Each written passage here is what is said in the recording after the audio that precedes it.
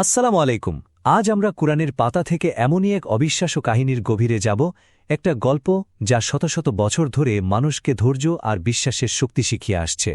একবার ভাবুন তো, ঘুম ভাঙার পর যদি কেউ দেখে যে ৩০০ বছর পার হয়ে গেছে, কি হবে তখন?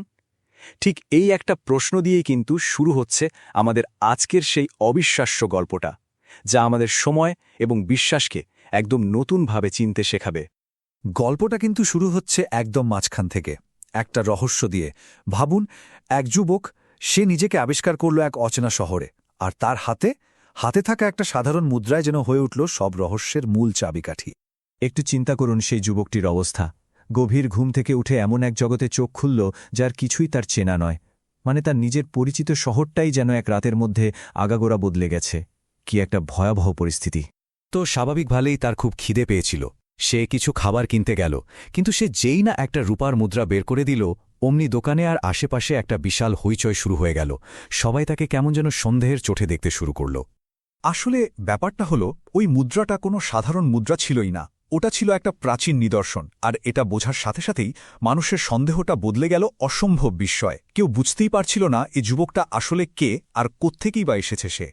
তো এই রহস্যের জট খুলতে হলে আমাদের কিন্তু ফিরে যেতে হবে অনেক পেছনে, মানে প্রায় ৩ শতাব্দীরও বেশি অতীতে। চলুন যাই এমন একটা সময়ে যখন মূর্তি পূজা ছিল বাধ্যতামূলক, আর নিজের বিশ্বাসকে লুকিয়ে রাখতে হতো সবার থেকে। সেই সময়ে সমাজের সম্ভ্রান্ত পরিবারের ৭ জন যুবক ছিলেন, যারা প্রচলিত প্রথাগুলোকে কিছুতেই মন থেকে মেনে নিতে পারছিলেন না। তাদের বিবেক, তাদের মন তাদের এক অন্য পথের দিকে নিয়ে যাচ্ছিল। আর তাদের এই যাত্রার শুরুটা হয়েছিল খুব সরল কিন্তু অসম্ভব গভীর একটা প্রশ্ন দিয়ে। তারা ভাবত যে মূর্তি আমরা নিজেদের হাতে বানাই, সেটাই বা কিভাবে আমাদের উপাস্য হতে পারে। মানে নিজেদের হাতে গড়া একটা পাথর কিভাবে তাদের ভাগ্য নিয়ন্ত্রণ করবে। আর এখানেই আমরা গল্পের মূল সংঘাতটা দেখতে পাই, তাই না? দেখুন, একদিকে রাজার একচ্ছত্র ক্ষমতা আর সমাজের অন্ধ প্রথা, আর ঠিক তার বিপরীতে ছিল এই কয়েকজন যুবকের যুক্তি, তাদের বিবেক আর এক সৃষ্টিকর্তার ওপর তাদের সেই অটল বিশ্বাস। কিন্তু যা হওয়ার তাই হল। তাদের এই বিশ্বাসের কথা তো আর বেশি দিন গোপন থাকল না, আর এর ফলেই তারা এক ভয়াবহ পরিণতির মুখোমুখি হল। তৎকালীন বাদশাহ যখনই তাদের এই নতুন বিশ্বাসের কথা জানতে পারলেন, তিনি রাগে একদম ফেটে পড়লেন।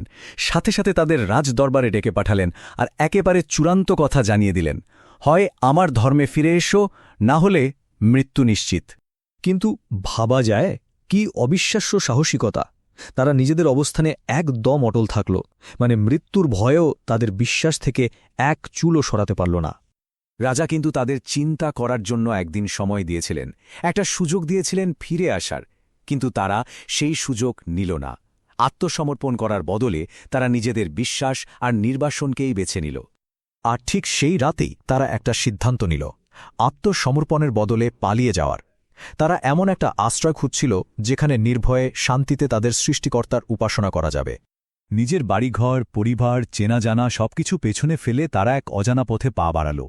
আর সেই কঠিন যাত্রাপথেই এক অদ্ভুত সঙ্গী জুটল, একটা কুকুর। সে নিজে থেকেই তাদের সঙ্গী হল, আর ভালোবেসেই যেন তাদের প্রহরী হওয়ার দায়িত্বটা নিজের কাঁধে তুলে নিল। অনেক খোঁজাখুঁজির পর অবশেষে তারা একটা নির্জন গুহায় আশ্রয় খুঁজে পেল। উদ্দেশ্য ছিল খুব সাধারণ, একটু বিশ্রাম নেওয়া। কিন্তু তারা জানত না, ঠিক সেখানেই এক অভাবনীয়, ঐশ্বরিক, অলৌকিক ঘটনা অপেক্ষা করছে তাদের জন্য। তাদের সেই ঘুম আর ভাঙল না। ১ দিন, ২ দিন, ১ বছর, ২ বছর নয়, তারা ঘুমিয়ে রইল পুরো ৩০৯ বছর। আর এই পুরো সময়টা জুড়ে তাদের কিন্তু অলৌকিকভাবে সুরক্ষিত রাখা হয়েছিল। এটা কোনো সাধারণ ঘুম ছিলই না।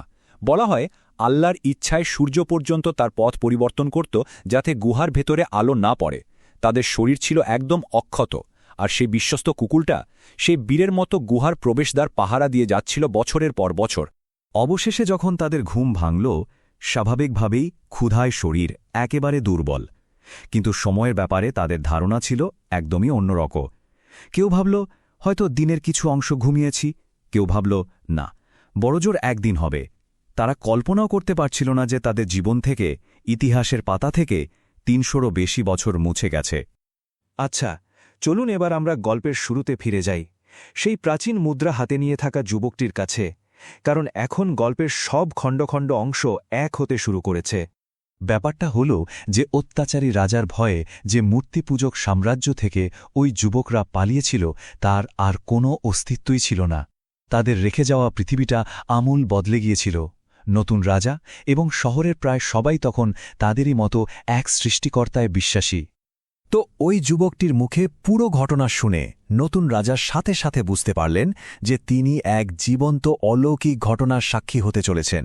তিনি আর দেরি করলেন না, শহরের সবাইকে নিয়ে সেই গুহার দিকে ছুটে গেলেন, আর সেখানে গিয়ে যা দেখলেন কিংবদন্তি সত্যি হয়ে তাদের সামনে দাঁড়িয়ে আছে। রাজা তো তাদের সসম্মানে প্রাসাদে ফিরে আসার আমন্ত্রণ জানালেন, কিন্তু তারা খুব বিনয়ের সাথে তা প্রত্যাখ্যান করল, কারণ তাদের পরিবার, পরিজন, তাদের চেনা জগৎ কিছুই তো আর অবশিষ্ট ছিল না। বলা হয় শেষ প্রার্থনার পর তারা সেখানেই পরম শান্তিতে মৃত্যুবরণ করল। এই অমর কাহিনীটা শেষ পর্যন্ত আমাদের কাছে একটা গভীর প্রশ্ন রেখে যায়, তাই না? সময়ের এই অলৌকিকতা নাকি বিশ্বাসের সেই অটল শক্তি?